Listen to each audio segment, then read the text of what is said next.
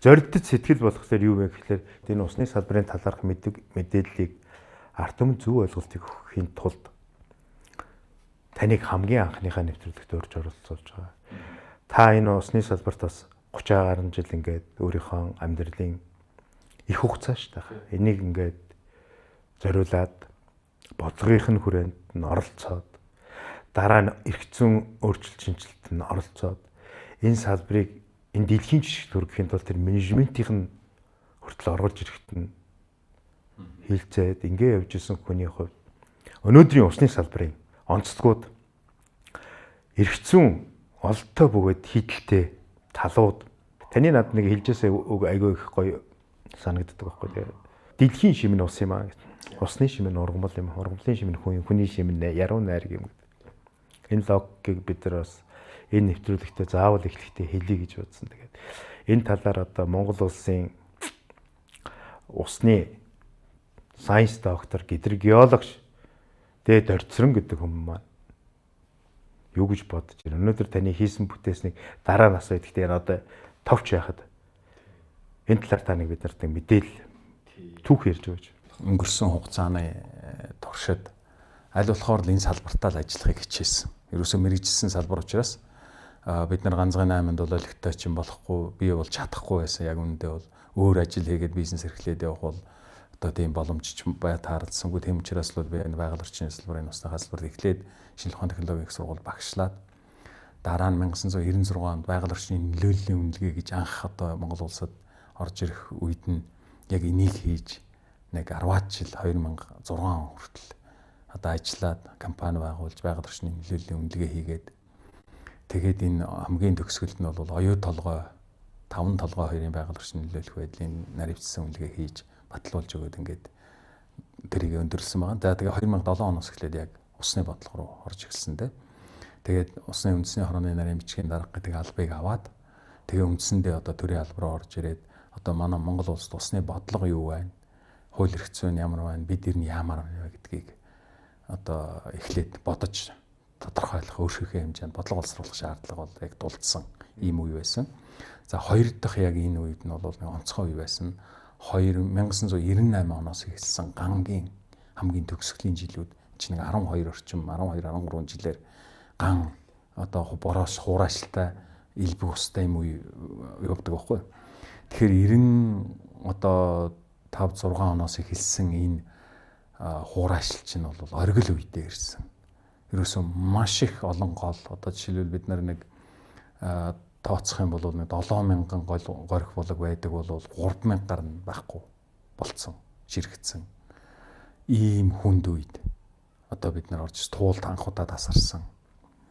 Одоо ийм айхтар жил тэр үед бол одоо энэ тэндгүү түймэртэй. Ерөөсө хуурайшлын эцсийн шатанд бол ерөөсө түймэрийн гал төрөлцөөл энэ тэндгүү одоо ингээл хүнд байдалд ордог. Ийм одоо яг цаг үе байсан. За тэгэхээр бид яаж одоо амьд үлдэх вэ? Энэ одоо байгаа багахан усныхаа нөөцийг хэрхэн яаж зөв зөвтэй ашиглах вэ? Бид ер нь цаашдаа яг үнэндээ байж чадах уугүй одоо энэ нуур тойрмын гэхэд ч бараг 40% байхгүй болцсон. Гэхдээ ерөөсөө л аимшиг болцсон байсан байхгүй. Тэгээ ийм хүнд үеийг би бас үтсэн. За тэгээд тэн дээр бол ёстой хүч чадлаа шахавсан. Өөрөөр хэлбэл яг тухайн үед л бид нар ямар бодлого социализмын үед баримталж явж ирсэн юу байсан бид нарт ус хангамжийн аюулгүй байдал доктортой байдлыг хангахын тулд байгалийн нөөцийг одоо яаж зүйцэх ёстой байгаа юм одоо ашиглах ёстой тэрийгэ яаж одоо аривжуулах боломж байна уу энэ бүх юмд анхных нь одоо бодлогын баримтчгийг шинжилж өөрчлөх ийм үүрэг надад ногдоод тэгээд тэр жилдээ одоо үндэсний аюулгүй байдлын зөвлөлд илтгэл бичиж тэгээ сайдтайгаа хамт орж танилцуулж ийм л ажиллаас эхэлсэн. За тэгээл эндээс бол бид нар олон ажлууд эхэлсэндээ эхлээд 2010 онд үндэсний хөтөлбөр гэдэг хөтөлбөр энэ бол бодлогын хөтөлбөр байсан. 10 оны улсын их хурлын одоо бас яг 5 сард баталсан юм байна. За энэ бол 21 он хүртэл хэрэгжээд дууссан. За тэгээд дараа нь 2011 ондоо бол нөгөө хууль эрх зүйн орчныг шинжлэх усны тухай хууль, байгаль орчны багц хууль, түүний дотор усны тухай хуулийг бол шинжилэн боловсруулсан яг энэ бодлого дээр үндэслээд. За тэгээд цаашаага одоо 2013 оноос одоо төрөний өөрөнт нь хэлдгээр яг дэлхийн эдийн засгийн форум дээр одоо ус ярьдаг тэр бүлгээс дэмжлэг авч усны бодлогын менежмент, засаглалыг шинжлэх энэ олон улсын туршлагыг нэвтрүүлэх энэ ажилд ороод ингээл одоо үдээ болтол явж байна. Тэгээд энэ хугацаанд хийж хэрэгжүүлсэн та бүхэнтэйгээ хамтдаа хийсэн энэ зүйлс бол үндсэндээ бол тэр бодлогот суусан зүйлсүүд байсан. 2013 оноос ерөөсөө бид усныхаа бодлогыг ингэж өөрчлөе. Өөрөлдөх юм бол байгаа нөөцөл хамгийн түрүүнд яг зөв зэгцтэй тоолж бүртгэж авъя. Тэгээд тэн дээрээ хяналтаа тавьж. Тэгээд тэрнээс ашиглах боломжит нөөцөө тодорхойлоод тэрэн дотроо маш зөв хамгийн одоо дэлхийн улс орнуудад жишг болсон менежментийг нэвтрүүлээ гэдэг ийм бодлого байсан байхгүй тэр үед.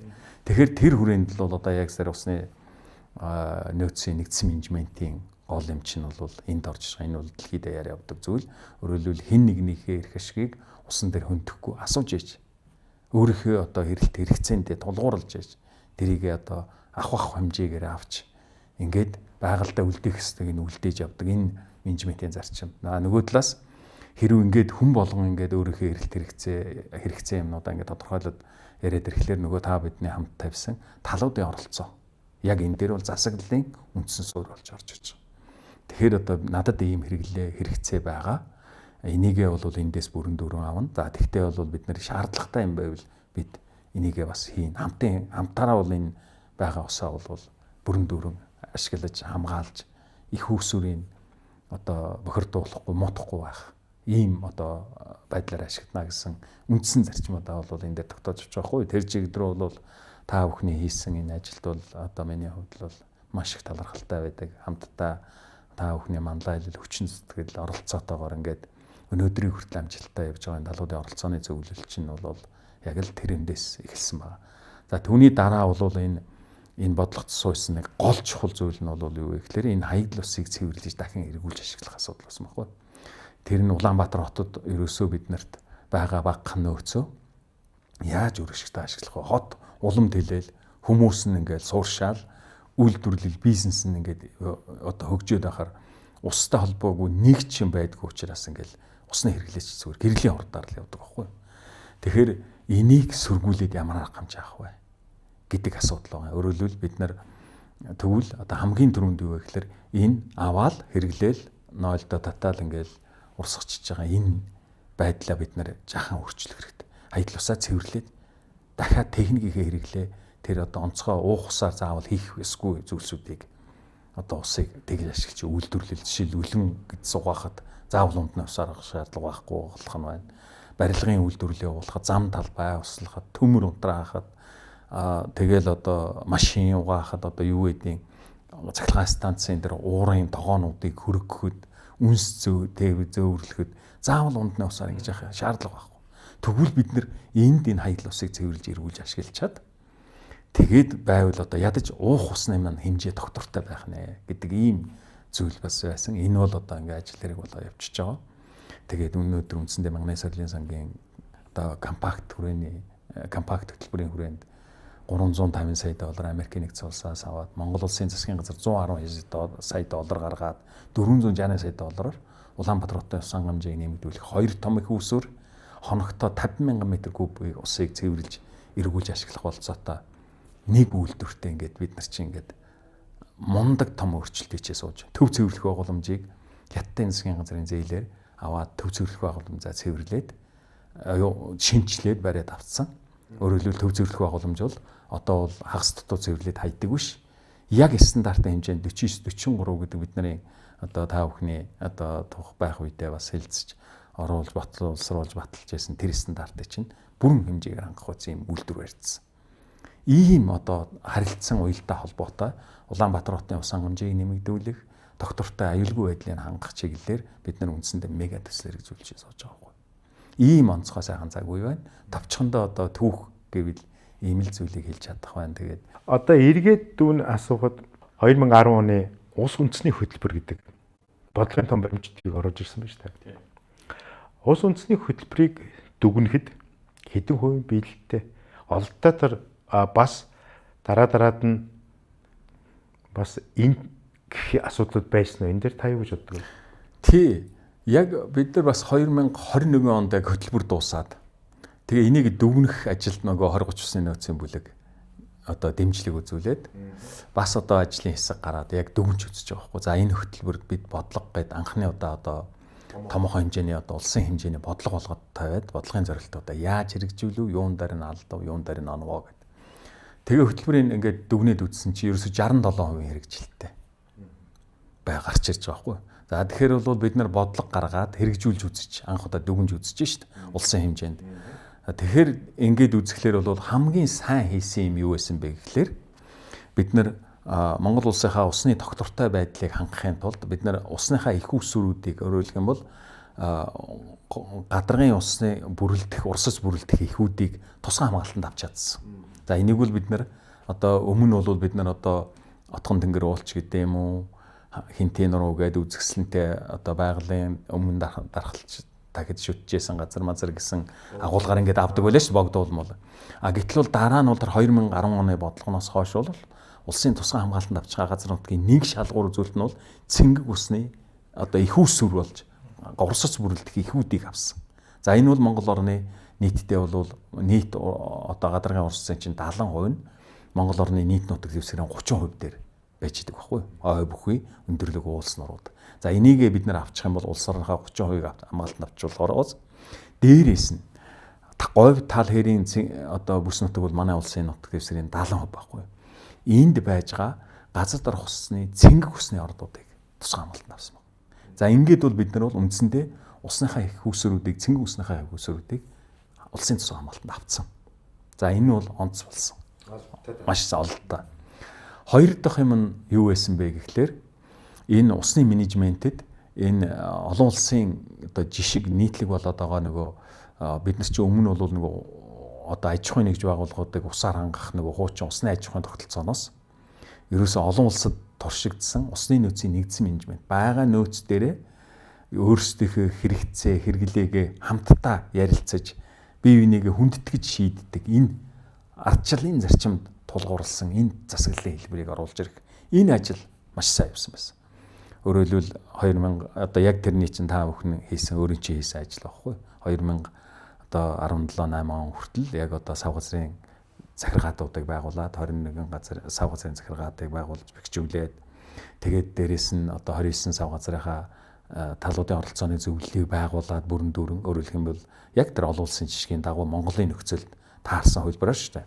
Олон улсын жишгээр бол яадаг вэ гэхээр энэ сав газрын зөвлөлүүд ажилладаг байхгүй одоо Голланд, Франц одоо Европын орнуудад Дунай мөрөн дээр тулгуурласан. Гэтэл бол Монголд бол яах ёстой вэ гэхээр энийг онцлогтойгоор сав газрын захиргаад гэж тэр хуулинд орсон өөрчлөлт бол гайхалтай өөрчлөлт. Захиргаад бол яах вэ гэхээр төрийн байгууллага төлөөлөөд төрийн төлөөллөөс гадна мэрэгжлийн төлөөлөл байхгүй тэр. Төрөөс зөвхөн мэрэгжлийн үйлчлэгээ үзүүлэхээр. Засаглал талдаа бол ямар байна вэ гэхээр тэнд байгаа талууд оролцож харилцсан одоо үйл ажиллагаа болоод санал бодол бүх зүйлсээ нэгтгэж вэж усуу хүрхээ одоо хангаж хэрэгжүүлнэ. Энэ бол гайхалтай. Ардчлалын яг мөн чанар мөн. Тэгэхээр ийм засаглалын тогтолцоо оруулж ирсэн. Энэ хангалттай та бүхний одоо хүчин сэтгэлээр хангалттай сайхан явсан байсан. Хоёр дахь одоо чухал юм гэж хэлж шээ. Тэгээ гурав дахь юм. За дөрөв дэх юм нь бол юу байсан бэ гэхээр энэ хууль эрх зүйн орчнуудаа маш их сайн болсон байсан. Өөрөөр хэлбэл 2012 онд байгаль орчны багц хууль тэр дотроо усны тухай хууль, ус бохирдуулсны төлбөрийн тухай хуулийг баталж авч чадсан. Өөрөөр хэлбэл бохирдуулагч төлөх зарчмыг Монгол улс хуульчилсан. Хэрэг та ус бохирдуулвал төлнө. Их бохирдуулвал их төлнө, бага бохирдуулвал бага төлнө. Хэрэг бохир усаа цэвэрлээд эргүүлийн ашиглавал энээс бүгдээс чөлөөлөг.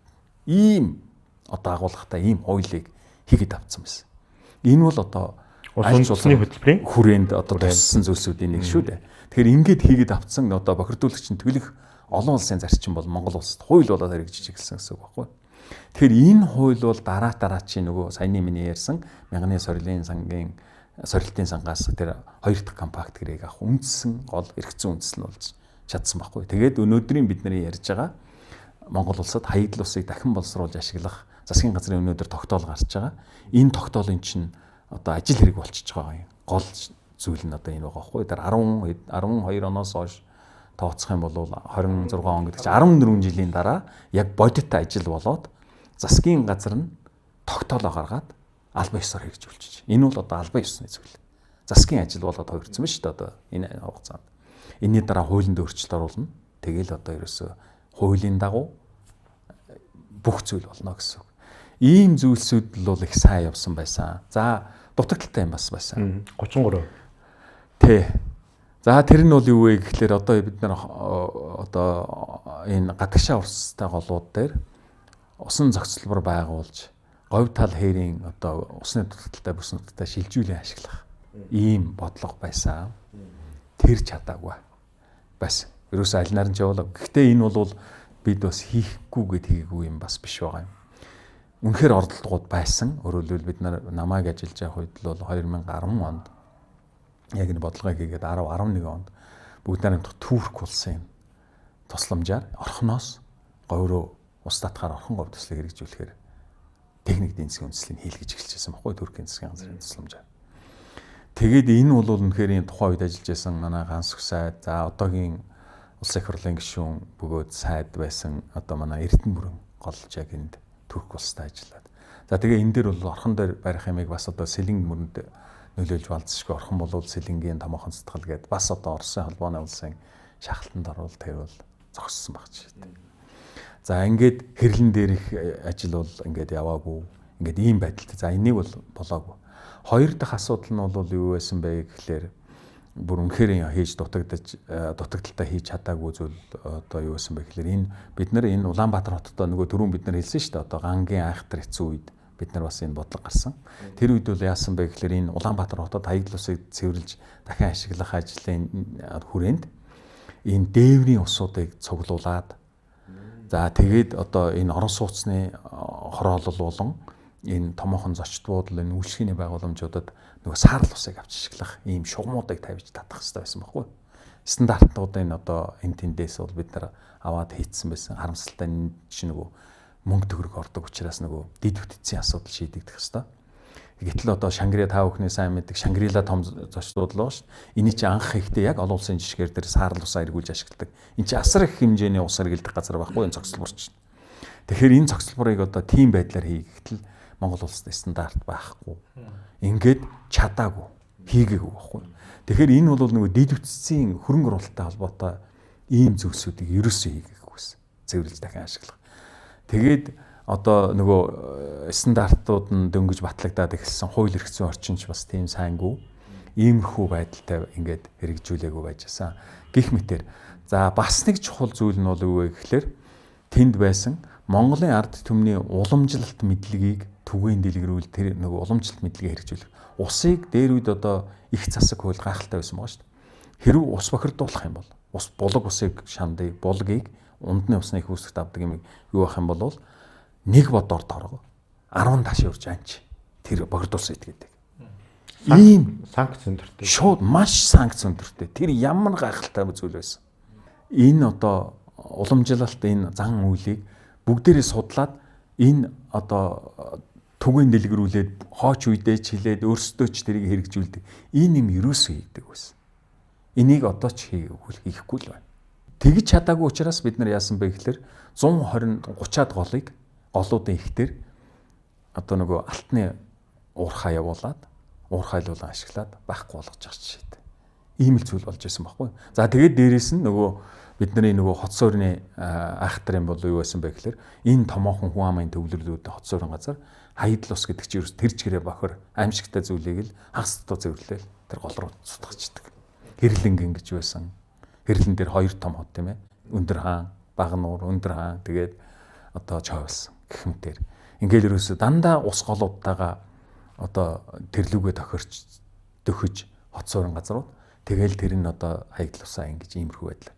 Ийм юмнуудыг одоо бид нар ингээд нөгөө эхлээд хүмүүсийн тархинд хийж өгөх асуудал бол маш муу бодлогоо тайлбарлах тэгээд тэрийг хэрэгжүүлүүлэх тал дээр ингээд бодлого нь ерөөсөө гарцсан байгаад байхад хэрэгжилт ерөөсөө байхгүй. Та бүхний сайн мэдэх Дэлхийн банкны дээр 2039 нөөцийн бүлгийн хөтөлбөрийн 2014 онд хийгээд Монгол улсын усны нөөцийн менежментэд яг хөндлөнгийн аудит хийгээд үзээд юу нь болохгүйг нь гаргаж ирсэн чинь хамгийн инээдэмтэй бөгөөд эмгэнэлтэй зүйл юу байсан бэ гэхээр танах маш сайн хуультай юм байх юм. Харамсалтай нь хэрэгжүүлэхгүй байж болдог тийм онцлогтой орн байна шүү дээ. Энэ бол гаж. Улуулсд бол хууль хэрэгжих ёстой. Бид тухайн үед л хийчихжээ. Гэхдээ одоо яах вэ бид нэр байгаа үнэн байдлын. Монгол улсын усны нөөцийн нэгдсэн менежментийн төлөвлөгөөгөө нэг бодлогын баримтчиж. Энэ маань дууссан. Энэ баримт бичгийн одоо дараагийн одоо энийг өргөжлүүлж бодлогын хувьд авч явах нь бодлогын яамны л асуудал байх. Өнөөдөр энэ талаар ирнэ таны хувьд эрдэмтнийхээ хувьд нэгдүгээр асуудал. Хоёрт нь болохоор та түрүүн 2012 онд усны тухай хуулийн шинжилсэн найруулгаар явлаа. Өнөөдөр усны тухай хууль хэрэгжиж 14 жил болж байна. Энэ хугацаанд энэ хуулийн хэрэгжилтийн давуу болон бас сул тал. Яг гэвэл өнөөдөр биднийг үзэж байгаа хүн бүхэн өөрөө ус хэрэглэгч. Тэгэхээр бас энэ талаас нь хүмүүст мэдээллийг эрдэмтэн хүний хувьд таны бас тэгээ бодлогын барилцж явсан хүний хувьд асуухад. Тий. За баярлалаа. Яг одоо өөрийн чинь яамд ажиллаж байхад одоо яг өөрөө маш сайн мэдж байгаа шүү дээ. Усны нөөцийн нэгдсэн менежментийн төлөвлөгөө гэдэг бол тэр одоо бидний сонгоод авсан усны нөөцийн нэгдсэн менежментийн тогтолцоо засаглалын гол суурь. Тэр цаасан дээр суусан зүйл нь бол юу вэ гэхээр төлөвлөгөө гэдэг нь бол биеиндээс туулын голоос хоногт 100 тонн ус авч барилгын материал үйлдвэрлэнэ гэдгийг ярьж тэрийгэ зөвшөлдсөө. За чи 100 тонн аваа. За ингээд тэгтээ чи бол энийг яг одоо яг авах ёстой стандартын дагуу аваад авснаа зөв цэвэр ашиглаад тэгээд одоо хаягдл байвал цэвэрлээд дахин ашиглаад ингээд явах ийм л тогтолцоо байхгүй да. Тэгээ эндээ бол хяналттай төлбөр тооцоолол бус юмнууд нь бол ингээд байж байгаа. За тэгтэл энэ менежментийн төлөвлөгөө бол улсын хэмжээний менежментийн төлөвлөгөөг бол Галланд эдийн засгийн газрын тусламжаар 2018, 9, 10, 11 онуудад хийгээд тэгээд 4 жил хийгээд тэгээд 13 онд батлуулаад тэгээ яг та нарын үед та нарыг ажиллаж явах үед ингээд гол хэрэгжилт нь яваад 21 онд бас дүгнсэн байхгүй. Тэгээ мөн л бас нэг 60-70% хэрэгжилттэй. Тэр бол үндсэндээ баг одоо бидний нөгөө усны үндэсний хөтөлбөрийг л үндсэндээ нэг дагсан үндсэндээ яг л тэр зорилтууд ижил. Угаасаа бид нар ч нэг улсад нэг юм хийх гэж байгаа юм чи яг үгүй тийм л байсан. За тэгтэл тэр бол засгийн газраар батлагдсан менежментийн төлөвлөгөө байсан тийм ээ. За тэгээд эндээс гадна энэ улсын усны менежментийн төлөвлөгөө бол яг сав газруудаар бол сав газрын менежментийн төлөвлөгөөр хэрэгжих ёстой. Яг тэр тухайн сав газрынхаа онцлогоос хамаарсан. За энэ хуулийн энэ засаглалын гол үндсэн баримтчгүүдийг бол бас одоо дүгнээд үзэхэд бол яг түрүүний хэлдгээр мөн л нэг 63-4% хэрэгжилттэй юм л байсан. Тэгтээ гол одоо хэрэгжилтийн гол юм нь юу вэ гэхлээр тухайн үед л бол бас одоо тэр дүгнэлтэн дээр бас яг тодорхой дөрвөн ус үндэсний хөтөлбөрөөр дутагдaltaй зүйлүүд нь яг адилхан гарч ирж байгаа. Тэгээ энэ дээр бас нэг юм чухал юм хийж авсан бэхээр гарч ирсэн юу вэ гэхлээр ерөөсөө энэ улсын хэмжээнд хяналт мониторингийн тогтолцоогоо бол хийж авч чадаагүйсэн. Бүрэн бүргэж. Өөрөөр хэлбэл гадаргын болон газар дорх усны хяналтын нэгдсэн тогтолцоо тэр одоо тэр мэдээллийг цуглуулж, дамжуулж бие биенээ улсын хэмжээнд нэгдсэн одоо менежменттэй хэрэгэлдэг. Энэ тогтолцоо бол маш муу байна гэдэг одоо хамгийн тодорхой дүгнэлт бол эндээс гарч ирж байна. За тэгээд бас нөгөө 2039-ны нөөцийн бүлэг дээрээс бид бас ярилцсаар байгаад 21 онд ингээд хөтөлбөр дуусж байгаа юмнууд чинь одоо ус үндэсний хөтөлбөрч дууслаа. Улсын усны менежментийн төлөвлөгөө дууслаа. Энийн дүгнж өгөөд 2022 онд 2030 он хүртэл хэрэгжүүлэх улсын усны нөөцийн нэгдсэн менежментийн төлөвлөгөөний төслийг гаргаад өгч байгаа байхгүй. Тэгээ тэрийг бол байгаль орчин тухайн үед байгаль орчин аялал жуулчлалын яам. За усны газарт ингээд хүлээлгэж өгч. За ингээд төслийг гаргаад дараачийн одоо 30 онд хэрэгжүүлэх. За энэ дотор бол нөгөө бидний яриад байгаа алдартай нөгөө 33 усан ноёны нөөцийн зохицлоор барьж байгуулах одоо энэ хиймэл нуур бүгдний бүгд дахиад тусаал орж байгаа. За тэгтэл өнөөдрийг хүртэл нөтгийг баталтгүй засгийн газар бид нэр 2018, 19 онуудад явж байгаад нөгөө арлсын хараа 2050-д бүх бодлогуудыг нэгтгэх нэг ийм ажил явсан шүү дээ. Энэ бол зөв байсан. Улсын хэмжээнд 300-400 одоо хөтөлбөр гараад тэр бодлогын баримтчиг гаргаад хоорондоо уялдаагүй байгаад ийм зүйл байсан. Энийг нэгтгээд алсын хараа болгосон гэдэг. Энэ бол урт хугацааны бодлогонд байсан. Дараа нь яасан бэ гэхлээр энэ хооронд бол дунд хугацааны бодлого гэж гарч ирэх хэрэгтэй байхгүй юу? 2010 жилүүдээр 10-аас 15 жилүүд. Гэтэл энэ хугацаанд гарч ирэх хэрэгтэй бодлогын баримтчгүүд нь батлагдчих гардаггүй.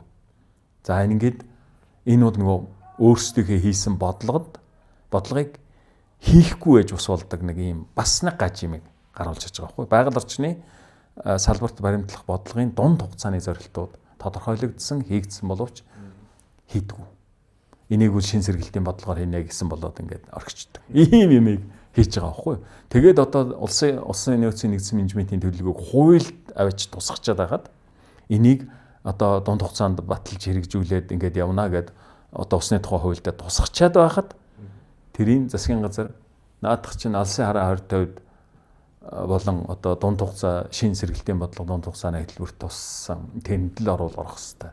Тэнд нь бол зөвхөн нөгөө хөх морь төсөл буюу тэр юм тусаал босно баг. Тэгэхээр чи ингээд засаг төр гэдэг чинь бол бодлоготойч байж болдог, бодлогогүйч байж болдог. Хуульд юуг тусгасан хамаагүй гэж хэлж идэг засгийн газартай бол би одоо юу гэж хэлэх вэ? Энийг бол одоо би одоо нэг бодлын гаж үзэгдэл, нөгөө бодлын одоо готомшигл гэж хэлэх гэж байна. Ийм л зүйл болоод байгаа. Тэгээд ингээд батлагдахгүй яг усны салбарт яг өнөөдрийн байдлаар бол бодлогын баримтч гэн 2011 онд барьсан үндэсний аюулгүй байдлын үзэл баримталт байгаа. Тэр хэдэн зүйлс за дээрэс нь алсын хараа 2050-д байгаа нэг туссан ногоон хөгжлийн одоо бодлогын тэр хэсэг туссан тэр хэсэг хоёр л өнөөдөр үндсэндээ тэр бодлогынх нь гол цөмнөл болж явж байгаа. Өөр одоо энд бодлогын асуудах юм би олж харахгүй л байна. За энэ бодлогын хувьд бол юм. Төрөө өөрөөр чи асуусан тэр хуулийг бас дүгнээд нэг 4 жил тутамдал нэг шинэ засгийн газар гарчээл техник эдийн засгийн үндэслэлийн шинжилсээр байгаад энэ том төслүүд чинь бол баг одоо хэрэгжүүлчихвч хэмжээний одоо ингээд хугацаанд хэрэгжүүлчихвч хэмжээний мөнгийг аваачаад цаас болгоод ямар ч үр ашиггүй өнгөрөх. Ийм одоо дутагдaltaй зүйлүүд байх юм. За гуравт нь бол тэр усны тухай хуулийн хэрэгжилтээс ингээд харж яхад бол ерөөсөө бид нар ашигт малтмалын болон бусад одоо тусгай зөвшөөрлийг олгоход онцгой өрхөсөн байгаа шүү дээ. Сав газрын захиргаа саналаа өгч явах хэрэгтэй. Тэгэхээр энийгээ заримдаа ерөөсөө хэрэгжүүлж чадахгүй. Усныхаа хуулийн тэр бүрэн хүчин чадлаар нь ашиглаж чадахгүй. Нээж яг өөрийнхөө хэрэглээ. Ийм одоо дутагдал өмнөдөө одоо байна. Өнөөдөр та сая усны агентлагийн тухай ярьлаа. Эргэцэн хувьд усны агентлаг бодлого боловсруулдаг газар мөн үү? Биш. Тийм. Тэгэхээр альва хуультай холбоотой юмыг бол усны агентлагаас нэгж болохгүй тийм үү? Тэгвэл эргэцэн одоо сав газрын захиргаад Монгол улсын хэмжээнд 29 сав газрыг хариуцж буй 21 захиргаа өнөөдөр үйл ажиллагаа явуулж байгаа. Тэгээ таны түрүүний ярьснаар улсын усны нөөцийн нэгдсэн менежментийн төлөвлөгөө байхгүй. Тийм. Энэ бол сав газрын захиргаадын үндсүүл. Тийм. Дагаж мөр. Энэ байхгүй байгаагаас үүдээд зарим сав газруудын усны нөөцийн нэгдсэн менежментийн төлөвлөгөөний хугацаанууд дуусаад бас дүгнэгдээд явж байгаа. Одоо дараагийнх нь боловсруулагдах болж байгаа. Тэгэхээр одоо яах вэ? За наад дээр чинь л одоо би миний хувьд л зөрчил үүсэж байна л гэж байгаа. Яг усны газар бол бодлогын хэрэгжилтийг зохицуулах газар байхгүй юу? Усны газар бол ерөөсөө л засгийн газрын бодлогыг л хэрэгжүүлэх л үүрэгтэй. Хууль яг үжигдсэн байна, бодлогын үг байгаа. Тэрийг бол та нар мэдж. Тэгэхээр тэр бол бодлого боловсруулах процессд бол оролцсон. Өөрөөр хэлбэл яг одоо хэрэгжүүлэхэд бол ийм алдаа дутагдал гараад ирсэн. Энэ дээр нь болж исэн, энэ нь болохгүй байсан. Ийм юм дээр ажиллах нь бол зөв. Яг энийг хэрэгжүүлэх хийх ёстой газар бол байгаль орчин, өнөөдрийн байдлаар уран цэцлэг өөрчлөлтийн яам. Нөгөө усны бодлого байр нэгжч байхгүй, нэг мэрэгжилтэн дээр хамаг юм аваалчоод тэгээд тэрний байхгүй. Ингээд л одоо ерөөсөө хизэнээс. Гол энэ чинь бараг 2021 оноос хойш бараг баг. 21 оноос шах. Тийм баг. 5 жил болж. Тэгээд ерөөсөө яам дээр нэг л мэрэгчлэн байхад болох юм билээ гэж хэлээд одоо ийм түрүү яриад байсан бүх юм чинь 5 жил болсон тэгээд дээрээс байхгүй. Одоо яг хөө тэгээд одоо байхгүй гэж хэлэхэд хаашаа юм нөгөө нэг хүн хийхээр яаж хийх вэ гэдэг тэр хүн ямар одоо юм зүйлд нь хүрэх үү? Ямар зүйл тэгэхэр чинь усны тухай хуулиар чинь тэр субъектүүдэд үүргийг чинь хуваарлцсан байгаа байхгүй. Усны засаглал дээр чинь бол маш гайхалтай зүйл хийсэн байгаа шүү дээ. Одоо тэр усны тухай хууль дээр. Улсын их хурл, засгийн газар, байгаль орчин, уур амьсгалын өөрчлөлтийн яам, аймаг нийслэлийн засаг дарга, усны газар, сав газрын захиргаад, сумын засаг дарга иргэдийн хурл, талуудын оролцооны зүйл. Ийм олон талуудад бүх эрхийг хуваарлаад өгсөн байхгүй. Тэгээ тэрэн дээрээс хийх юм хийхгүй байж болохоор чи яах вэ? Ингээл одоо бид нар чинь засаглалын хомсдол гэдэг юмд л орчиж байгаа байхгүй. Тэгэхээр хамгийн түрүүн бид нар энэ юм бол анхаарад тэр үнэхээр юм бодлого боловсруулж өгөх ёстой энэ байгаль орчин уур амьсгалын өөрчлөлтийн яам ядаж бодлогын хилтэстэй байх. 3 4 хүнтэй ядад. Тэгвэл энэ бодлогынхаа ямыг хийгээд нэгжтэй болоод бодлогын нэгж нь бол цаашаага тэр агентлагуудаа, усныхаа агентлаг, тэр сав газрын захиргаадаа энэ бодлогын одоо дэмжлэгээ үзүүлэх, За тэгээд тэр бодлогын чиглэлүүдээ өгч хэрэгжүүлэх ажлыг хиймээр байгаа байхгүй юу. За энэ нэгийг л одоо хамгийн түрүү хиймээр болж байна. За хоёр дахь нэг чухал зүйл нь бол юу вэ гэхээр энэ одоо усны агентлагийн дээр хэрэгжүүлж байгаа энэ бас одоо улсын хэмжээнд хэрэгжүүлж байгаа энэ томоохон төслүүд байна. Энэ төслүүд дээр бол бусад яамд салбаруудтай уйжих тал дээр одоо онцгойлон анхаарахгүй болохгүй байна л да. Салбар дундын зохицуулалт. Жишээ нь ямар юм? Тэгэхээр одоо жишээлбэл хүнстэй аж ахуй хөнгө үйлдвэрийн яам. Бэлчээрийн ус хангамж. Энэ бол одоо бэлчээрийн ус хангамж болон газар тариалангийн ус хангамж гэдэг маш том салбарыг гол бодлогоор хэрэгж. Одоо аж үйлдвэр үйл соёлын яам. Энэ бол одоо уулуурхайн салбар, аж үйлдвэрийн салбарт хэрэглээг бүх зохицуулж өөртөө ингэж хэрэгжүүл. Энэ бүх зүйлс чинь бол яах вэ гэхээр энэ чинь агентлагийн хүчин чадал хөрөхгүй болчих واخгүй юу? Яамдууд сайд нартай бол шууд харилцах болцсон. Тэгэхээр энэ зохицуултыг хэн хийж өгөх ёстой вэ гэхээр энийг засгийн газарт усны үндэсний хороо гэж дээр үед миний ажиллаж явах үед байсан. Одоо бол юу вэ гэхээр усны үндэсний зөвлөл гэдэг юм. Энд байгуулагдаж байгаа салбар дундын зохицуултыг хийж өгч байгаа хэвээр. Тэгэхээр салбар дундын зохицуултыг хийж өгөхгүй болохоор энэ мега төслүүд чи явах ямарч боломжгүй байхгүй та. Тэгэхээр энэ нэг чинь одоо яг байгуулагдаж энэ нэг чинь ажилсан шиг ажиллаж ийж энэ зүйлсүүдийг хийх ёстой болж байна. За ийм зүйлс бол өнөөдрийн одоо засаглалд бол бас одоо тулгамдаад байгаа нэг зүйл ба. За өөр нэг чухал зүйл нь бол юу вэ гэхээр энэ яг энэ аливаа бүх үйл ажиллагааны шинжлэх ухааны үндэслэл. Бид нэр одоо Facebook, сошиалаар энэгээр л ажиллаа явуулдаг.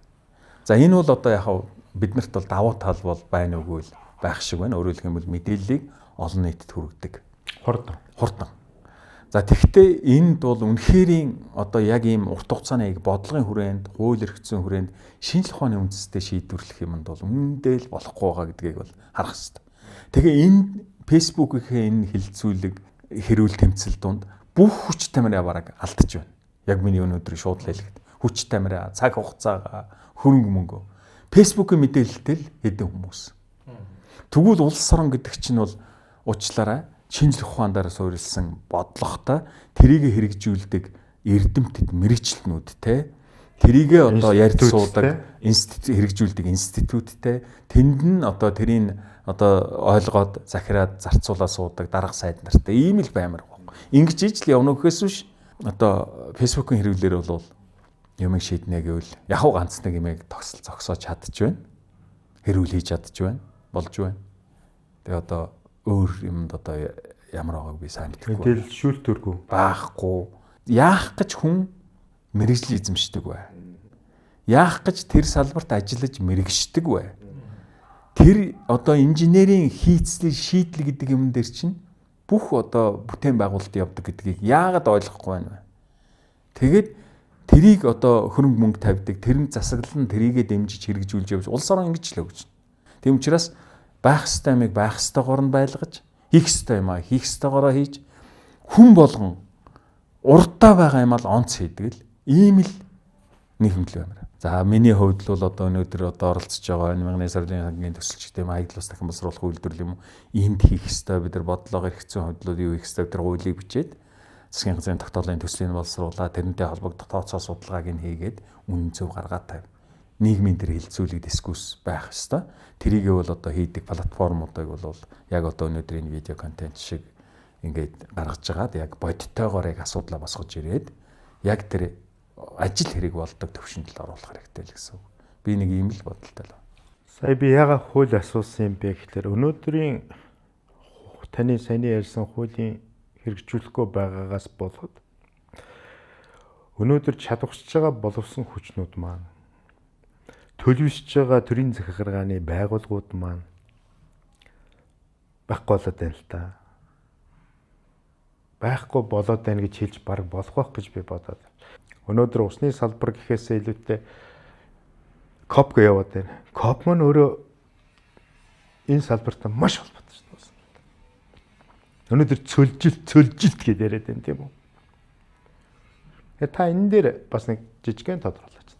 Тий, одоо яг л үнэн л дээ. Өөрөлдөх юм бол нөгөө бид түрүү хэллээ шүү дээ. Усны тухай хуулиар бол оролцох газруудын бүгдийн загаа субъектүүдийн энэ ямар үүрэгтэй вэ гэдээ хуваарлцсан байхгүй юу? Төрөний миний хэлдгээр хийх ёстой ажлаа хийх ёстой. Тэгэхээр байгалийн яамд бол үндсэндээ бараг 7-8 яг маш чухал үүргүүд хуваарлагдсан байж байгаа юм. Зарим нь одоо шилжүүлж явах усны газраар хийлгэж болохоор байгаа л да. Жишээлбэл тендер мендер зарлах барих тэр юмнууд ингээд шилжүүлээ хийж болно. За тэгэхээр тэр үүргүүдийг хуульд нэгэн заасан юм чи байгалийн яам хийгэрээгээд заатсан байхад тэрийг хэрэгжүүлэхгүй усны газар гэдэг тусдаа газар байгуулсан гэж ийм юм ярих чи одоо энэ эхлээл хуулийн зөрчил үүсгэж байгаа. Хоёр дахь юм нь юу вэ гэхээр хэрв тэрийг хий гэвэл тэн дээр ажлууд тавигдана. Өөрөөр хэлбэл за усны тухай бодлогыг боловсруулнаа. Хэдэн хүн байх вэ? Хэдэн өдөр цаг ажиллах вэ гэд одоо хэдэн хүн байх ёстойг энэ тооцоод гаргаад ирэхээр одоо тодорхой хэмжээгээр би бол харж байгаа нь бол 3-5 хүнтэй доор хаяал 3-5 хүнтэй нэгж байх ёстой болж байгаа байхгүй. За тэр нэгж юу хийх ёстой вэ гэхээр тэр хууль заасан 10 одоо 7-10 үүргийг биелүүлж явах ёстой болох нь шүү дээ. За тэгтэл энэ одоо яамнаас өгөхстой бодлогын болон эрх зүйн дэмжлэгийг үзүүлэхгүй болохоор яг түрүүний өөрөө хэлсэн. Усны газар болоод орон нутагт усны бодлогыг хэрэгжүүл суугаа нөгөө сав газрын захиргаа гэдэг тэр төрлийн байгууллага чинь бодлогын дэмжлэгч байхгүй, эрх зүйн дэмжлэгч байхгүй, тэрэнд шууд удирдахгүй болохоор чинь бол тэр дурдураараа хийсэн хүмүүс сэтгэлээ өгсөн хэдэн хүмүүс өөрийнхөө одоо тэнд хуулиар оноосон үүргээ биелүүлэх гээд ингээ ухамтаад зарим нь болоо зарим нь болохгүй ингээд тэгээд дээрэс нь ингээд энэ удирдлага нь ингээд одоо шууд халуун одоо шууд өгөөд ийм өдөр тутмын бус байгаад ирэхлээр чи бол хариуцлага сулраад тэрийг дүгнэх хариуцах эзэмгүй болж байгаа юм шиг ийм байдалтай болоод хандлага болоод тэгэл эн чинь байхгүй. Тэгээ ингээд яваад байх юм гэж асуулаа шүү дээ. Ингээд яваад иж болд юм байна. За би болдог гэдгийг харлаа. Гэхдээ болоод юу болдог вэ гэхээр эцэстээ энэ устдад алга болдог. Устдад алга болдог. Тэгээд устдад алга болчихороо яад юм бэ гэхээр дахиад бий болох гэхээр дахиад 5-10 жил дахиад бүүн одоо асуудал болж дахиад энд гаргасан саяны бид нар одоо энэ усны салбарын бүтэц тогтолцоо засаглалыг бий болох гэж ямар их зардал гаргаж 10 гаруй жил одоо яг өөрийн чинь яг тэрийг харж байсан шүү дээ. Бид бол яг энийг засаглалын шинэ тогтолцоог оруулж ирэх гэж 12 оны хуульд хийчээд 13 оноос оюун сайд хэрэгжүүлж эхлээд яг сав газрын захиргаатай байгуулаад ямар их зардал гарч ирснийг та нар өөрсдөө мэдж байгаа шүү дээ. Тэгээд 10 хэдэн жил арай хийж нэг юм тэр засаглалуудын тогтолцоод нэгжүүдийг бий болгож бүрдүүлээ тогтворжуулсан энэ юм дахиад бий болоход дахиад 10-аас 20 жил болно. Тэгвэл энэ хооронд дахиад нөгөө замрал, устдал байхгүй. Тэр ингэж явах нь бол үнэндээ л одоо улс орон гээд байхын хувьд зайлшгүй юу, зайлшгүй. Гэтэ одоо энийг ингээд ороо босгоо юм байдлаараа ингээд яг ингээд явуулжээ гэдэг ингээд өнөөдөр их шиг ингээд байгаад байвал одоо мунч гамшигдаа л гэж хэлгээр өөр байгаа баг. Би дахиад нэг очлаараа нэг асууж. Усны газар сав газрын захиргаа хоёр чиг үүргийн үед ямар хэдэн чиг үүрэг дээр давцаж хэдэн чиг үүрэг дээр давцахгүй байна. За би яг түрүүн хэлсэн яг хуулиар оноосон үүрэгтэй шүү дээ. Тэгэхээр одоо яг хэдэн гэдгийг бол би тоогоор нь хэлж чадахгүй. Гэхдээ сав газрын захиргаад бол одоо усны газар бол засгийн газрын бодлогыг хэрэгжүүлэгч газар ер нь бол хуулиар үйлсэн. За тэгээд одоо тодорхой заасан байгаа шүү дээ. Хоног 50-аас 100 хүртэл кубометр хүртэл одоо хэрэглээтэй энэ дээр бол дүгнэлт мөнгөлт гаргаад ингээд явах хэрэгтэй болж байгаа юм.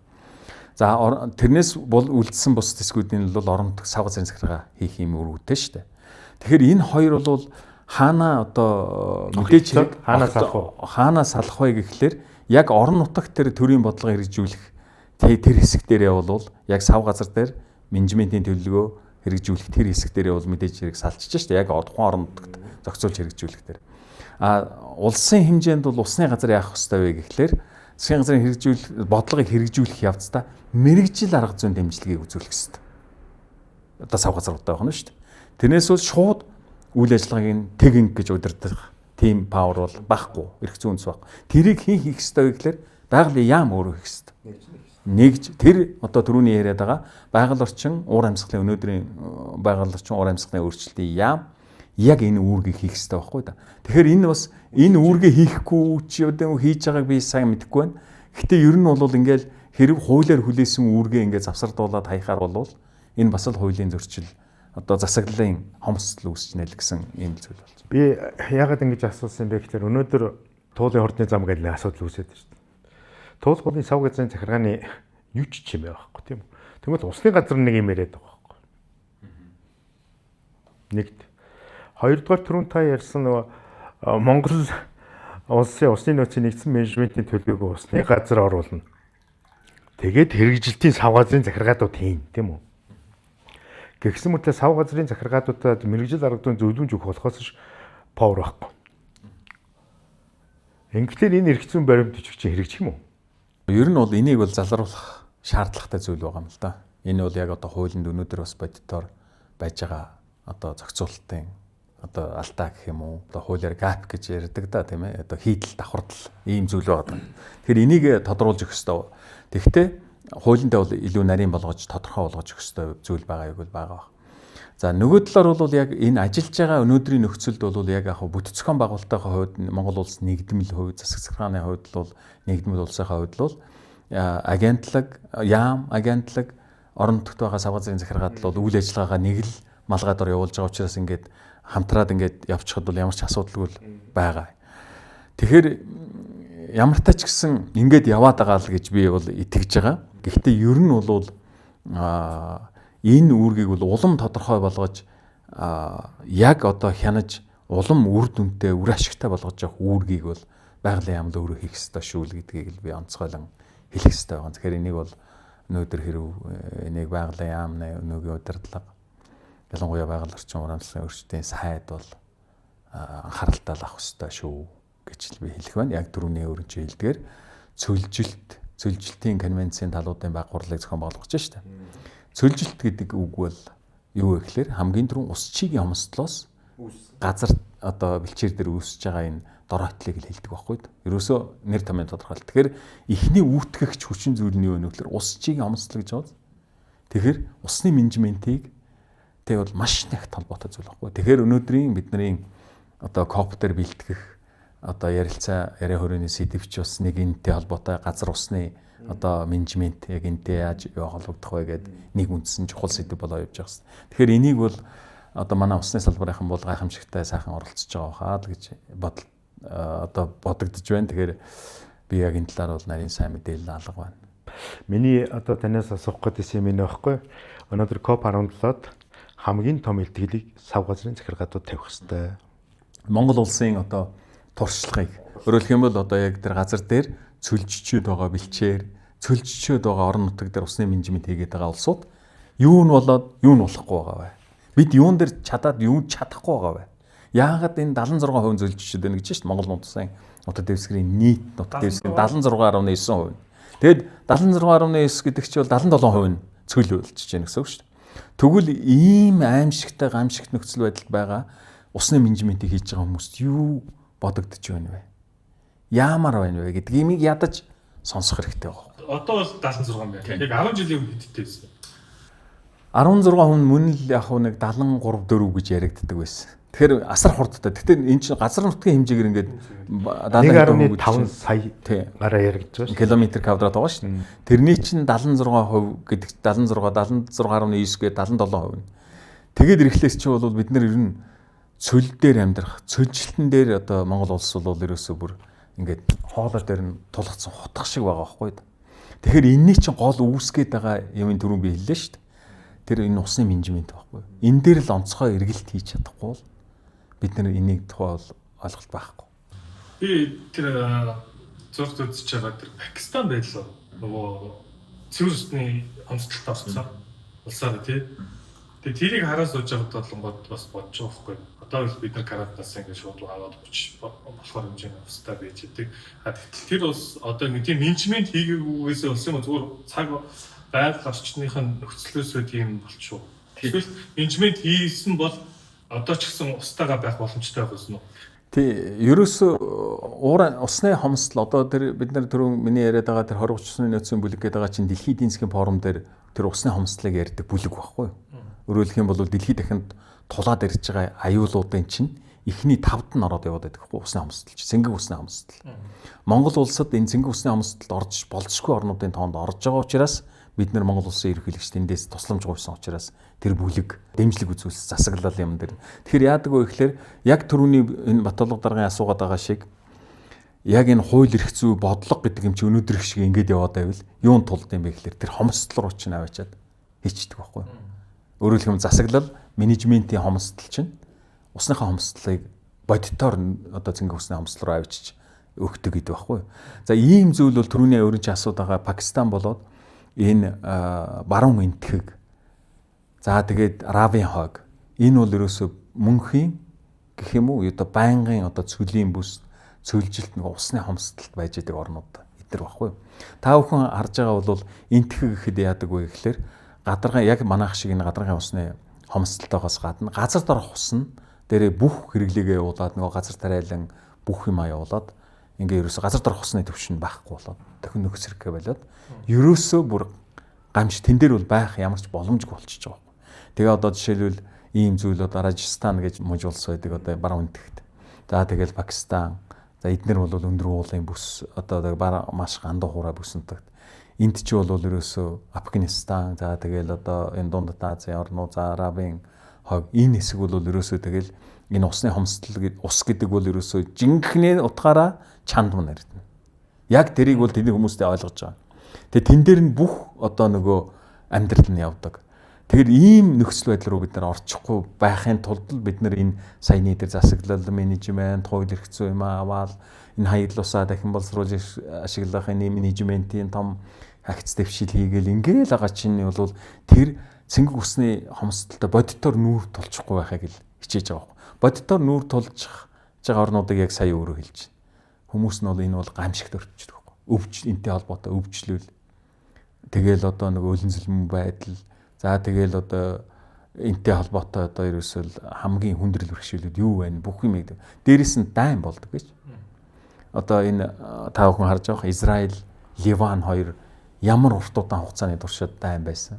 Тэр Голландын өндөрлөгийн төлөө тэн дээр буусан хурд тундас тэр бүсэнтгүүдийг усны хүүсвэр болдог. Энийн чинь юу ахын төлөө ингээл дайн болж яадаг ийм газар байхгүй. Тэгэхээр ийм зүйл байгаа. Тэгээд усны төлөөх дайн. Тэгэхээр ер нь бол миний одоо дэлхийн эдийн засгийн форум дээр чи яригдаад байдаг тэр гол юм бол 2030 оны төвшөнд бол цэнгэг усны төлөө дэлхий дээр дайн болох нэ гэж. За тэгэхээр сая та бүхэн харж байгаааз тэр Иранд тэр усны байгууламжууд руу давталж байгаа. За ингээл хүнд байдалд оролж байгаа байхгүй. Ийм аюултай зүйлүүд бас байгаа. Тэгэхээр юм чинь бол өнөөдрийн байдлаар ингээд засаглал тодорхойгүй байдал, хууль эрх зүйн одоо хуулиа биелүүлдэггүй ийм хариуцлагагүй байдал чи юу руу хүргэх вэ гэхлээр ийм л юм дургнэ л гэж хэлэхээр. Бид нар бол одоо яг дорцон доктороос бол одоо яг одоо эрх зүйн асууж байна. Одоо энэ засаглалын одоо яриад явж байна. Энэ засаглал дунд бол одоо бас дорцон докторын маань удиржсэн 20 усны нөөцийн бүлгийн дэмжлэгээр тэр түрүүний яриадсан тэр талуудын оролцооны зөвлөл гэдэг бол өнөөдөр энэ сав газрын захиргаадын тэр усны нөөцийн нийцэн менежментийн төлөвөг биелүүлэхэд хамгийн их дэмжлэг хамгийн их тус болж байгаа. Төшиг болж байгаа гэж хэлж болох утсаар ажиллаж байгаа.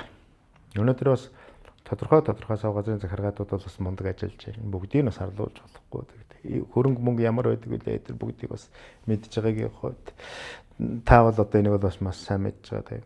Бидний өнөөдрийн энэ ярьж байгаа мессежнээс бас нэг бодлогын хэмжээний нэг нэгжтэй болчихсон тийм ээ. Тэгвэл тэр нэгж бас Монгол улсын усны бодлогыг энэ одоо коп явах гэж байгаа дээр нэг нэгжтэй болчихвол болдог бол. Копгүй би хэлээд байна шүү дээ.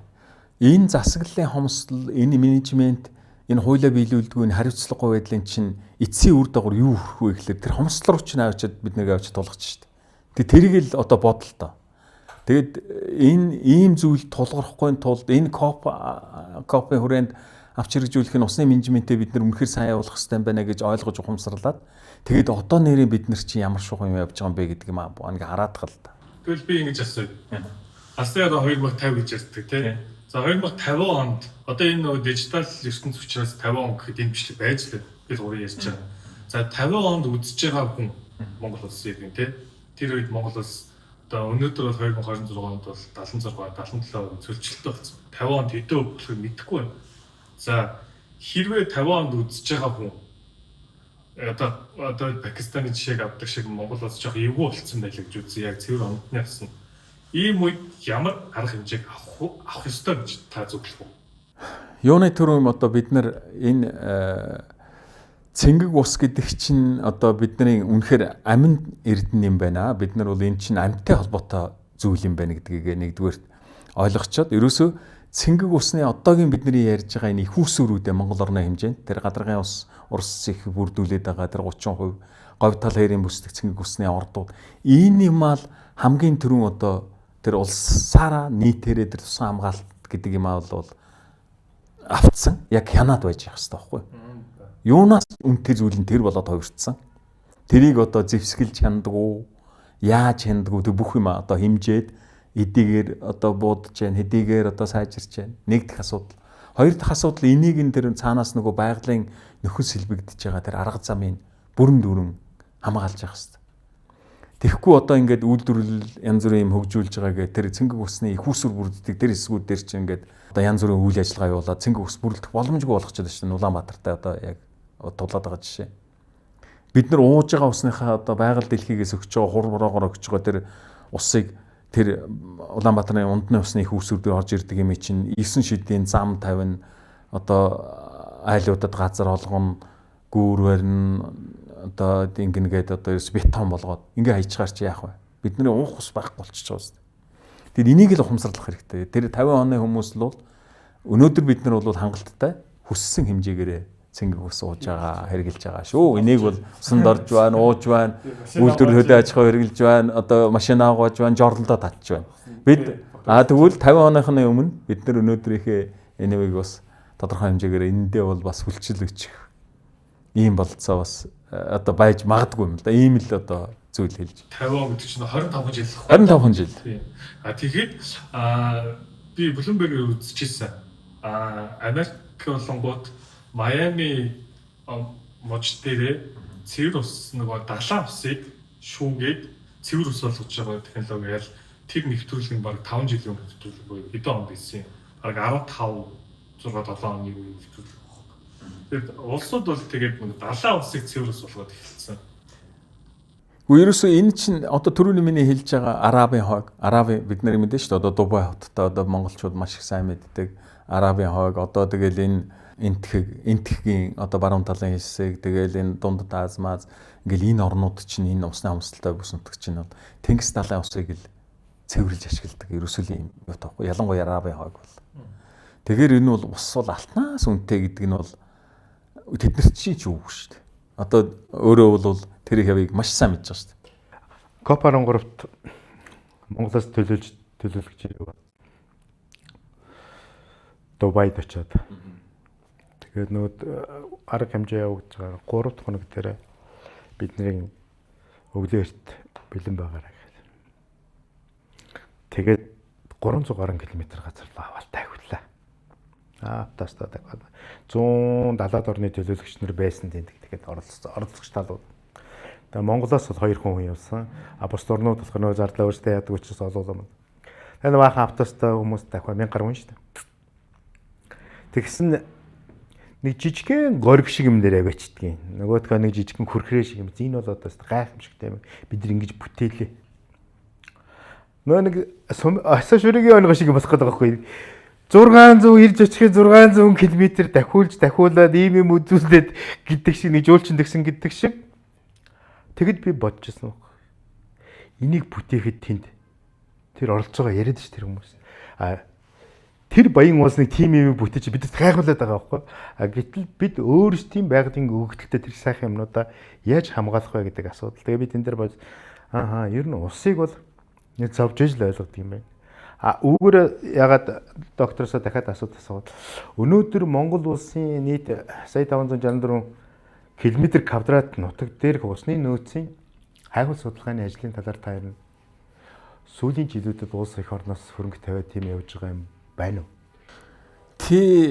За энэ бол бас нэг чухал асуудал. Өөрөөр хэлэх юм бол бид нар нөгөө газарт орох ус гэдэг бол одоо бидний гол Монгол улсад бол яг эдийн засгийн чинь гол үндэс байгаа байхгүй юу? Ерөөсөө бараг үндсэндээ 100%-аас хамааралтай л байж байгаа.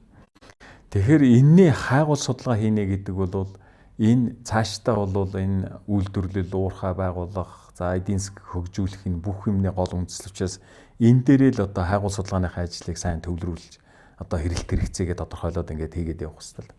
Тэгэхээр энэ рүү бол маш бага мөнгө тавигдаж байгаа. Бараг тавигдахгүй гэж ойлгосон. Сүүлийн одоо 2-3 жил байхгүй юм маш муу. Зөвхөн одоо энэ уурхайн томоохон компаниуд, томоохон үйлдвэрлэгчнэр өөрсдийнхөө л хөрөнгөөр яг өөрсдийнхөө л хэмжээний юм хийж байгаа. Гэтэл бол улс бол улс орны хөгжлийн одоо жишээл тэр алсын хараа 2050 дунд хугацааны одоо шин сэргэлт шин сэргэлтийн бодлого шүү дээ. Одоо тэр бодлогынхаа хүрээнд тэр хөгжлийн үнэхээр төлөвлөгөө юм бол тэрийг хэрэгжүүлэх шатанд одоо шаардлагатай усны их усруудын хагуулыг хийж эхэлсэн байх хэрэгтэй шүү дээ. Баг. Өнөөдөр хүртэл баг. Тэр одоо би бодлоо энэ Монгол улс гэдэг чинь ер нь ямар гэж болсон вэ? Бид ч одоо хэн бэ? Ярьсаар улс гэр одоо улс төр болж байгаа төр улсаа байгуулж явж байгаа байдал маань одоо ямар гэж одоо гачлалтай байдал байд юм бэ? Ерөөсөө тэр бодлогын хомсдол тэгээд засаглалын хомсдол гэдэг юм ингээд нүүрлэлсэн ороо юм биш үү гэж би ойлгоод байна. Тэгээд одоо энийг бол биднээс өөрөөр дасаж одоо залруулах. Хин ч энийг засч, хин ч ирээд ямар ч хөрөнгө оруулагч юм уу хин нэгнээс гуугаад нэмэр бид өөрсдөө засахаас өөр арга байхгүй. Тэгэл одоо бүгдээрээ л одоо ямар нэгэн байдлаар энэ рүүгээ анхаарахаас л өөр аргагүй болчиход байгаа юм л дээ. Өнөөдрийн ярилцлагч анхаарч байгааг энийг хэлбэр гэж би ойлгож байна. Энийг хоёрдугаар одоо энэ харшаануудын нөөцийн дөгөөх нөгөө эхлүүлээ явж байгаа ажлууд энэ бүгд зогс та нэг дүүн байж байхдаа хужирт, шаргалжууд, синкер гэдэг энэ гурван харшааны тэгээд хулжтай юм байна. Нөөцийн тогтоолгосон. Гэхдээ энийг болохоор би ердөөсөө улсын төсвөр тавиулаагүй. Нэг ч төгрөг гаргуулаагүй. Зөвхөн хувийн ишлэр нь гаргуулсан. Тэр чинь менежмент байхгүй юу? Тэгээд яаж яхад наран гэрэл доктор амьд байсан.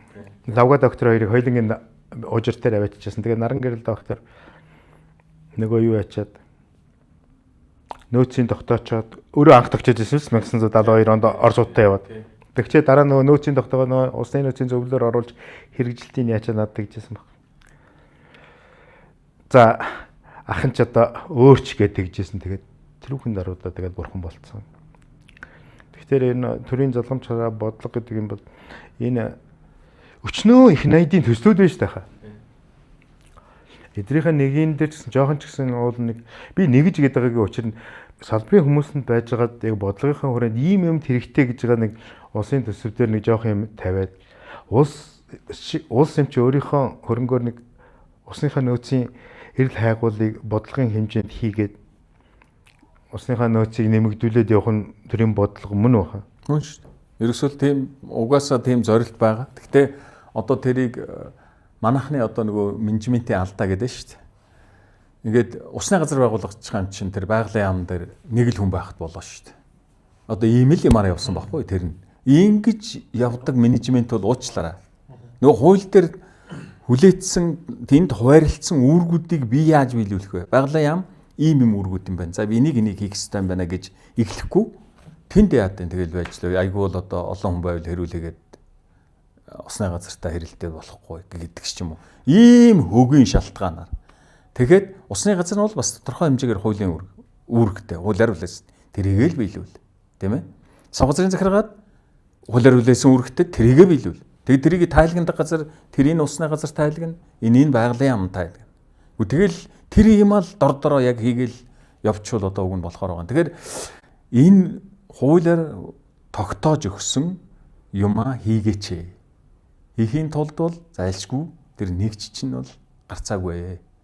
Тэгжээж энэ гартаа авахгүй бол энэ яамны чинь үндсэн суур болсон хэд хэдэн одоо чиглэл байдаг шүү дээ. Усны нөөцийн менежментийн тэр бодлогын имийг энэ хийх хүлээх үүргээ яагаад одоо ингэж биелүүлэхгүй байгаагаа байгалийн яам одоо тэр одоо тайлгнадаг газар байдаг бол тайлгнаад явах хэрэгтэй те. Энэ талаараа бол бас одоо ерөнхий сайд ч гэсэн бас анхаарах зүйтэй л гэж хэлэхээр байна. Одоо сүүлийн үед эргэцэн ямар бодлогын баримт бичгүүдээр та ажиллаж байна? Тий, яг өнгөрсөн жилүүдэд бол бид нэр одоо энэний төрөвчийн жил үндэсний аюулгүй байдлын зөвлөлийн тэр нөгөө үзэл баримтлал байгаа шүү дээ. Энийг бол бид нэр дүгнэх ажилд бас оролцсон байна.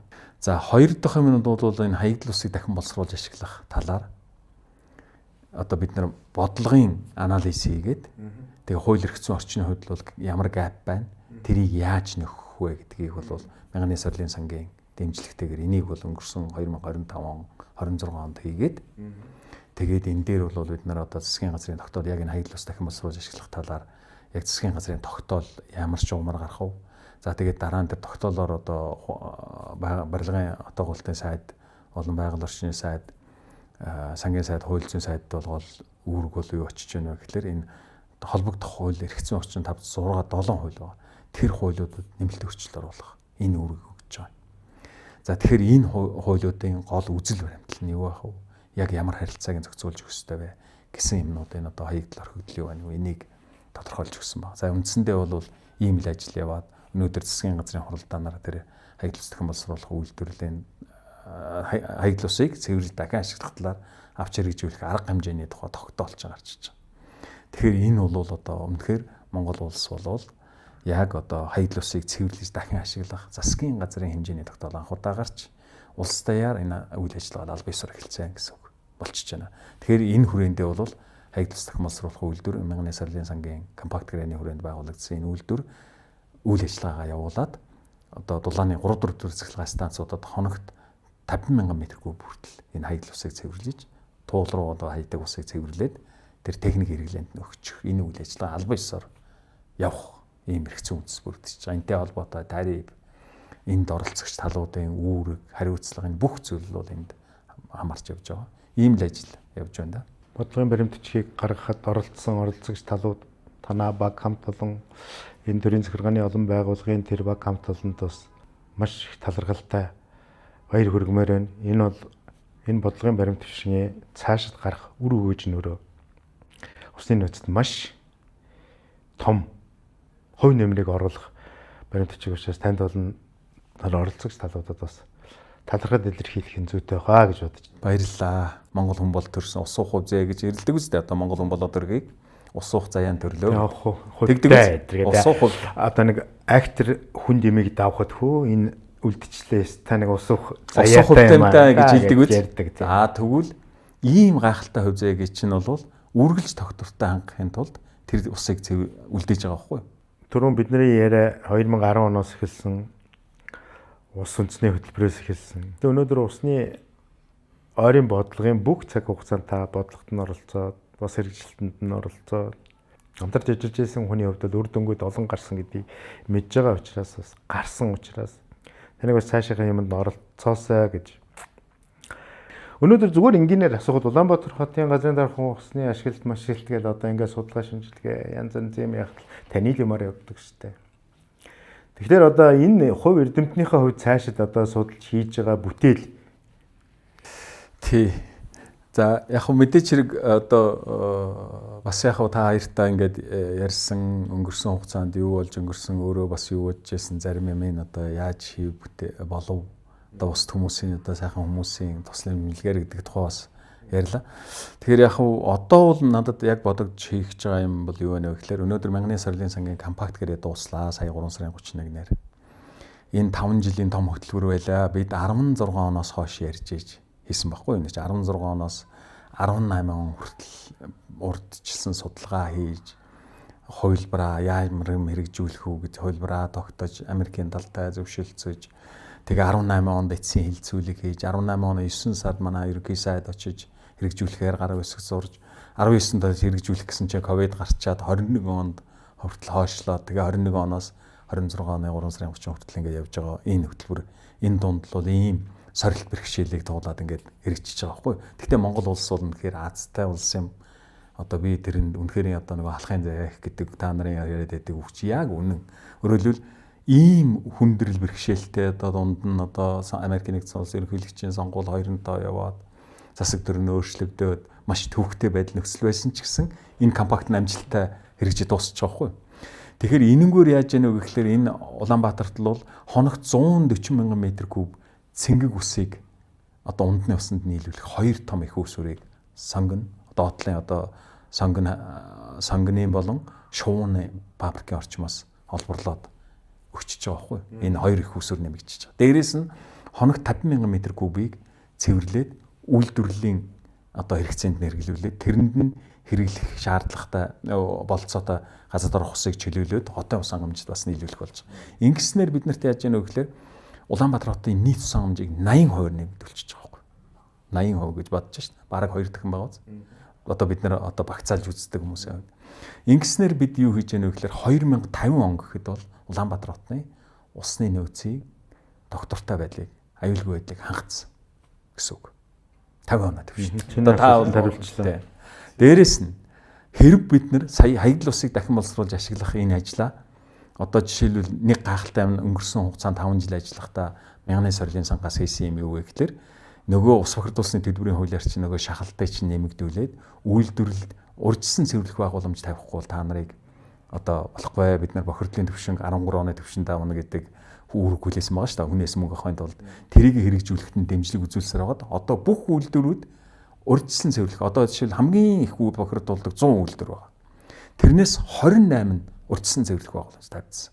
Дээрээс нь яасан гэж гайхалтай зүйл нь энэ хүрээнд энэ бодлогын хэрэгжилтийг танин мэдээд энэ шахалтанд одоо төр засгаас үзүүлж байгаа шахалтыг бас үлээж аваад хуулиар хүлээх ёстой хэрэгжүүлэх ёстой үүргээ ухамсарлаад Апу компанид 12 сая доллар гаргаад хаягдл усаа цэвэрлж бүх хаягдл усаа цэвэрлээд дахин ашиглах болцоотой үйлдвэр гаргаж байгаа байхгүй. Ийм гайхалтай.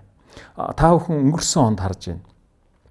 Анхдагч нь болж Монгол орнд бол MCS Coca-Cola компани цэвэрлээд стандартын зөвшөөрсөн цэвэрлсэн усаа амгалан далааны станцд өөрөө 3.5 тэрбум төгрөг гаргаад шугам татаад авчид өгч шít. Ийм гайхалтай зүйл. Хэрв энийг өргөн хэмжээгээр бүх давалгалаад хийх юм бол Монгол улс бол магадгүй Улаанбаатар хотол бол усны зовлонгоос айлтгүй байхгүй. Ийм л ухамсарыг л бид нар нийт түгээхийн төлөө ийм юмыг эхлүүлж давалгаалуулахын төлөө одоо ах нь бол одоо тодорхой хэмжээгээр л чадах хэмжээгээр л одоо өчүүхэн ч гэсэн одоо хувь нэмэр оруулахын төлөө л явсан хэрэг. Тэгээд одоо үр дүнд хүрч байгаа явдалд их л баяртай байна. Энэ одоо эртнээс нааш энэ хан уулын ар, хатан туулын хөвөө, сэрүүн сэлбийн дэнж, алтан дэвшийн хөндөй, хүн чулууны хонхор гэж нэрлэгддэг энэ бүс нутгийг тархан суурьсан Улаанбаатар нийслэл бол усны хувьд бол асуудалгүй л гэж хэлэх гэж. Цэнгэг усыг хатан туулын цэнгэг усаар ундаалдаг энэ эрх чинь бүрэн хангагдаад байж болцоод үеийн үед. Энэ бол гайхамшгүй. Гайхамшиг юм байна. Ямар гоё мэдээ байна. Ийм л зүйл байна. Тэгэхээр эрв энийг бид муу хийвэл муу л байна. Үр дүн онц саяныхаар ингэж бие биенээ ойлгож явах юм бол биднэрт ус уух заяа бол дүүрэн баталгаатай гэж хэлж болж байна. Төд минь анхаар шүү. Нэвтрүүлэг хэлэхэд ярьсан шүү дээ. Толгойх тэр нэг тань дээр очиод хэлж байхад усны шимэн хүн гээл тий. Тэр яг усны шимэн хүн ургамал байхгүй. Тэр яг хэлсэн нэвтрүүлгийн дундуурч бас хин манай Баталга дарга маань тэрийг ямар сайхан тогтоож явсан. Ер нь бол дэлхийн шим ус байхгүй юу? Энэ дэлхий бол уснаас тогтсон юм а гэж байгаа юм. Тэгэхээр дэлхийн шим нь бол ус, усны шим нь бол ургамал, ургамлын шим нь бол хүн, хүний шим нь бол яриа, үг яриа, яруу найраг шүү гэж хэлж байгаа шүү дээ. Тэгэхээр ус гэдэг гол бүтээгдэхүүнтэй дэлхий дээр хүмүүн заяан төрж байгаа гэсэн үг байхгүй юу? Тэгэхээр хүмүүн заяаны гол юм нь юу вэ гэхээр үг яриа гэж хэлээд байгаа чинь бол харилцаа гэсэн үг. Тэгэхээр бүх зүйлд гүн хүндэтгэлтэйгээр хайрлаг инэрэнгүй хандаж чадах юм бол бие биендээ энэ дэлхий бол диваажин шүү гэж хэл. Үгэндээ сайн реакшнгээ. Тий. Одоо дээрээс нь харахгүй яг энэ өнөөдрийн бид нар хатан туулын усыг түрүүн та нар хэллээ шүү дээ. Цоргоороо ингээ хажуутлаасаа цоргоноосоо аваад хэрглэж шүү дээ. Ингэхдээ л энд дээд зэргийн сайхан үгийг шивнээл өөртөө болон бусдад шивнээ дуучих юм бол энэ чинь аршаа болчихж байгаа. Ийм гайхамшигт. Энийн чинь энэ ус, энэ аягхан ус таны тэр одоо 7-10 тэрбум хүмүүсийн чинь шууд очдог зүйл энэ л байгаа. Энэ эрг мэдээллийг шууд дамжуулдаг. Тэгэхээр ийм гайхамшигтай зүйл байгаа учраас бид нар энэ бол амин чухал шүү гэж хэлээд байгаа. Тэрийг зарим нь бол тоохгүй анзаарахгүй байна. Ер нь бол энэ ус чандман эрдэнэ гэдэг юмыг яаж арт иргэдэд ойлгуулах хэрэгтэй юм бэ? Өнөөдрийн энэ 35 жилд Монгол улсын усны салбар өсрөнгөө хөгжсөнгөө үнэн тийм ээ. Өсрөнгөө хөгжсөн. Одоо бидний ганц айгаад байгаа юм. Өсрөнгөө хөгжөд хар цагаан хоёр тал хоёулаа байсан. Гэхдээ цагаан дийлээд яваад ингээд нэг бодлогын хэмжээнд ингээд аваа болохондоо гээд агентлаг байгуулахдаа нуухыг авах гээд нүдийн сохолно гэдэг шиг дандаа нэг эргэцүүн хувь жоохон дутуу юм явсан. А дээр өндөрлөгт байсан сайд дарга нарын мэдээллээрээ бүрэн дүүрэн хангаж чадаагүй улмаас тодорхой хэмжээний доголдлууд гардаг. Энэ бол ямар ч нийгэмд гарна, угаасаа явна. Энийгээ сайжруулад явах нь дараагийн бидний үүрэг гэж л одоо ойлгож байгаа шүү, тийм биз дээ. Тийм. Яг үнэхээр тийм. Тэгэхээр одоо бидний түрүүний та хоёрын одоо сэддэг энэ нэвтрүүлгийн чинь гол зорилгын нэгэн чухал байна аахгүй. Өчигдөргүй өнөөдөргүй маргааш байхгүй. Яг энэ уялдаа холбоонд нь бүх зүйлийг хүндэтгэлтэйгээр одоо авах юм авч, хаях юм хайж, өнөөдрийн шатанд одоо хэрэгжүүлэх юм цэцгэлүүлэх, хөгжөөх юм хөгжөөж, хооч үедээ хүлээлгэн өгөх. Энэ бүх зүйлээ л ухамсартайгаар сайхан хийж байгаасаа билээ л гэж бодож байгаа. Яг зөв. Бидний санаа зорилгоч яг энэтэй нийцэж байгаа. Өнөөдөр бид нар хэн нэгэн ямар ч хүн ярьсангүй салбар яаж вэ? Эрх зүйн хувьд яаж байгаа? Бодлогын хувьд ямар вэ? Бодлогын баримт бичгүүдээ бид нар хэрэгжүүлээд тэдв 67% энэ бол олдтой тал. Тэгвэл дараа үргэлжлүүлэх бодлогын баримт бичгийг бид 87 болгоё, 97 болгоё гэдэг тэр л бодлого зорилтын төлөө ярих ийм мэдээллийг бусдад түгээх ийм л зорилготой бид хоёр одоо ийм подкаст эхлүүлж байгаа. Тэгээд энэний анхны зочин болж орж орж байхдаа маш их баярлалаа. Чамд асуух юм байна хаас. За бид хоёрт цаг гаргаж өөрийнхөө хийж бүтээсэн ажлыг энэ салбарын одоо би бол зүгээр хэрэглэгч. Та хоёр маань бол яг энэ байгаль орчны яг энэ усны менежмент, ус чанарын эрдэнийн талаар одоо цаг ямагт ажиллаж тэр болгонд одоо ингэж явах юм бол улсын бодлого юм байна. Хэрэглэгч маань ингэж урт хугацаанд хэрэглэнэ.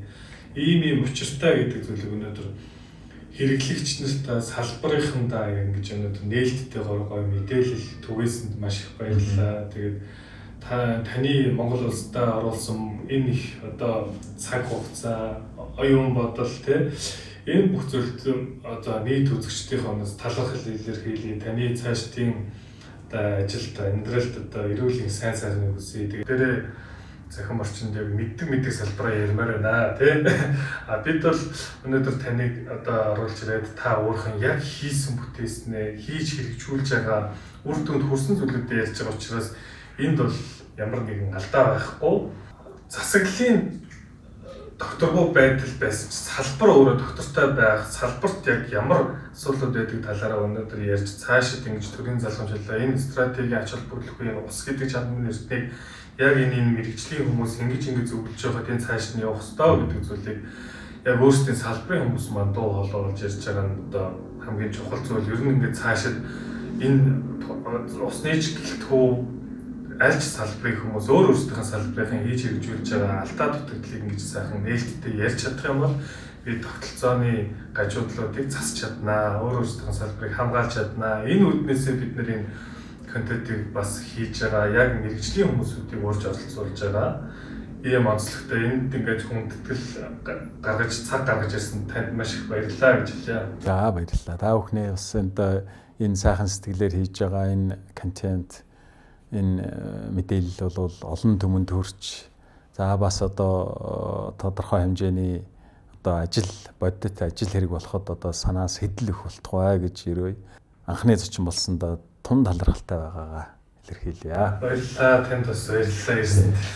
Тэгээд бодлого хэрэгжилт гүйцэтгэл нь дандаа мэрэгэн байх болтугай тий.